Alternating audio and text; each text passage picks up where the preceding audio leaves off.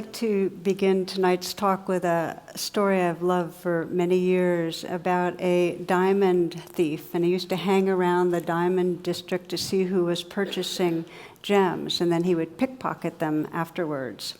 And one day, a very well-known diamond merchant came, and he bought the most beautiful, the most well-known diamond that was around. And so this guy was really excited, the pickpocket, and he follows him, and the guy boards a train, gets on a 3-day journey, and during that time, he keeps trying to pickpocket the merchant's pocket and obtain the diamond. But by the end of the journey, he couldn't find the gem, and he was incredibly frustrated, and his professional pride was frustrated because, he was an accomplished thief. So he finally confronted the guy, and he confessed. He said, I've used all the skills of my art, and how'd you hide it from me? And the guy said, well, I saw you watching and suspected something, so I hid the diamond in the place that you'd be least likely to look, which was in your own pocket. The moral of the story being that the treasure we seek is closer than we can imagine. That we are so deeply conditioned to think that what we're wanting is out there, that it's in another person or in an event that we're waiting to happen, something good down the corner, around the road.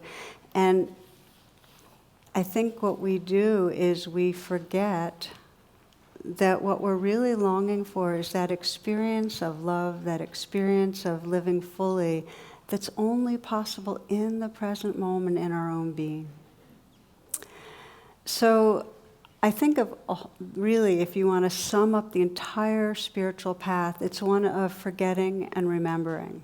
That every day we get forgetful and we go grasping after things and avoiding things. Thoreau put it this way. He says that we're spending our life fishing only to realize it wasn't fish we were after.